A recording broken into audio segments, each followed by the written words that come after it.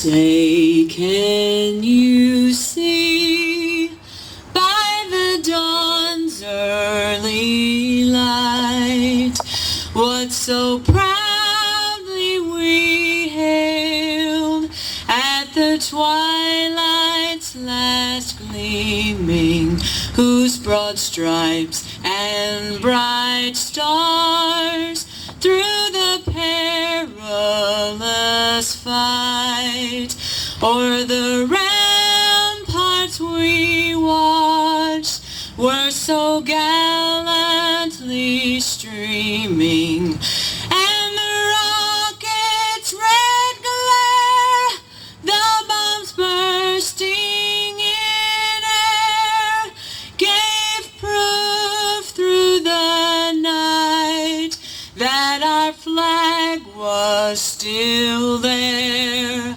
Oh, say does that star-spangled banner yet wave o'er the land of the free and the home of the brave?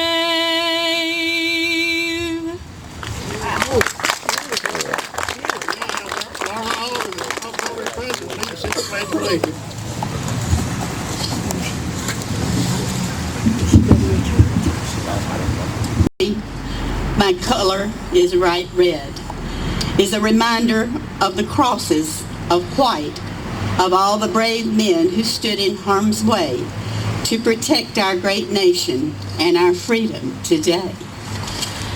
And I'm sure all of you are familiar with Flanders Field.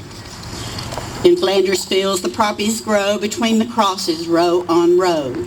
This poem became a rallying cry to all who fought in that First World War. And I don't know whether everybody knows this, but a lady from Georgia named Moena Michael used to work in New York in 1918. And she helped the service people at the YMCA. And she wore the red poppy. And she tried to get everybody else to wear one too. It was a sign to remember all who died and to remember Flanders Field. Her dream grew into one of the oldest and most beautiful programs for our veterans. And I hope all of you will continue to wear this red poppy that you got today with pride as we remember those who lost their lives that we might be a free nation. Thank you.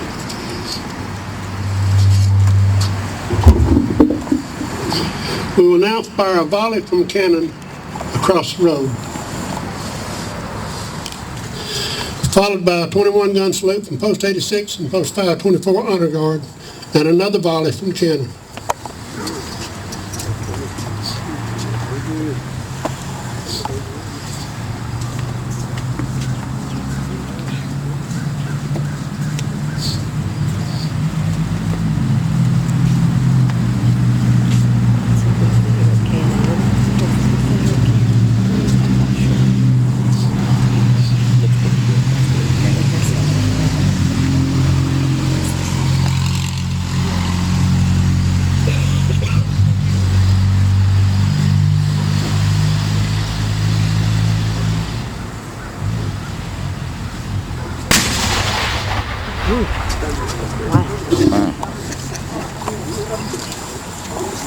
Honor Guard, do 21-gun salute.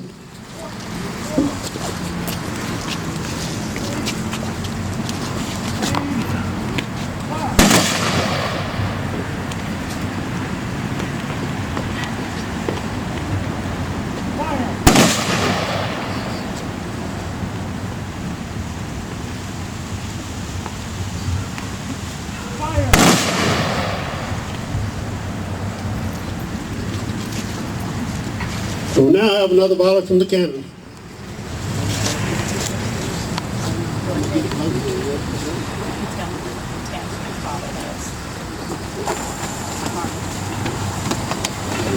After this volley, we'll have taps played by our bugler from Post 86.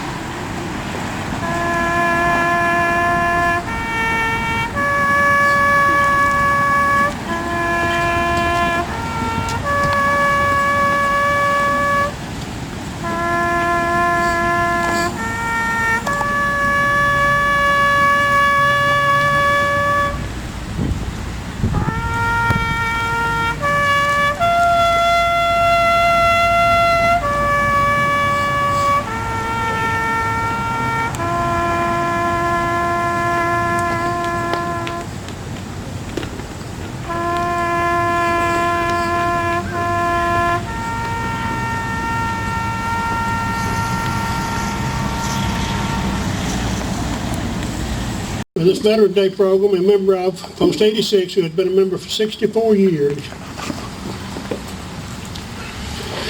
Judge Dan Winn, Senior Judge, Superior Court of Georgia.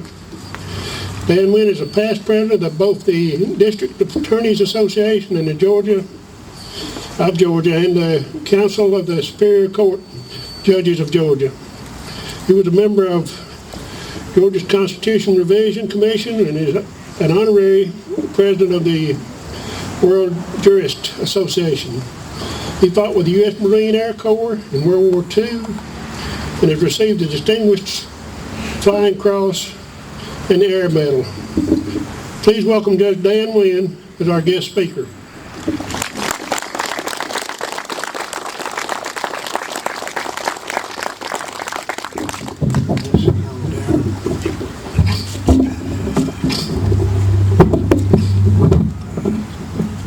Is that okay?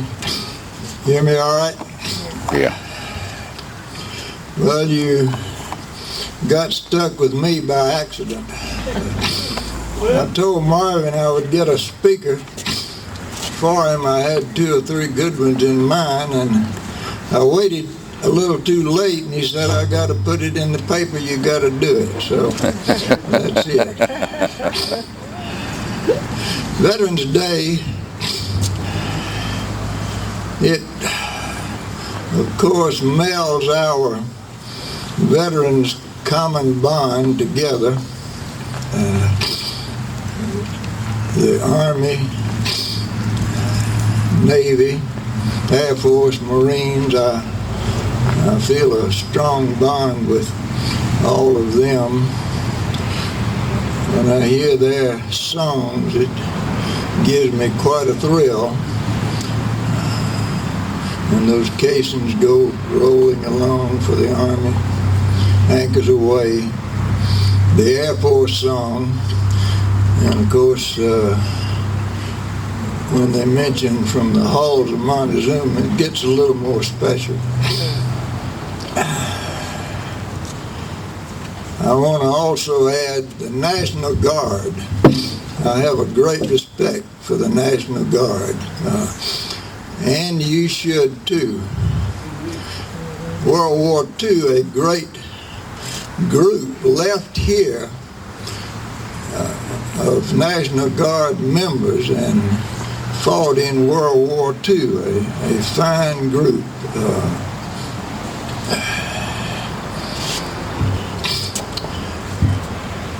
We don't like for you to criticize any of our armed services, but we reserve the right to jab at each other. I like to remind us frequently that the Navy and the Marines call the toilet the head. Army calls it a latrine. And the Air Force a powder room.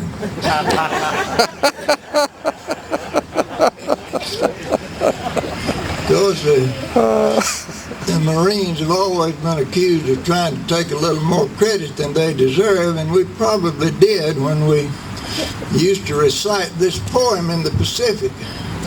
Thanks to God and a few Marines, MacArthur's back in the Philippines. But we weren't immune. Army doctor in the South Pacific called into headquarters. I have a case of beriberi. What shall I do? The reply came back from Army headquarters, give it to the Marines, they'll drink anything.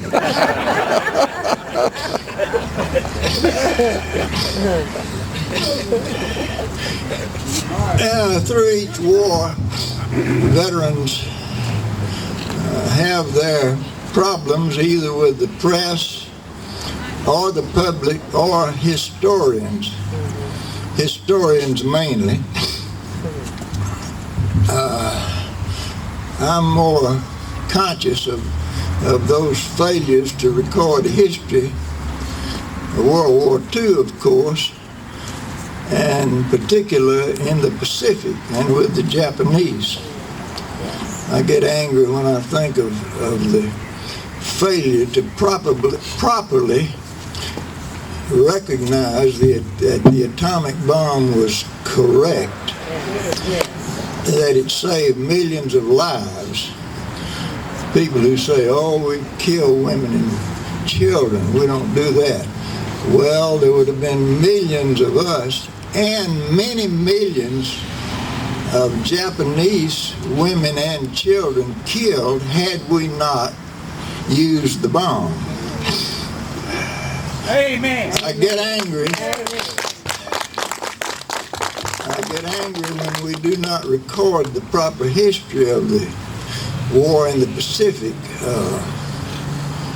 compared to the correct keeping of the European war, which I think was good.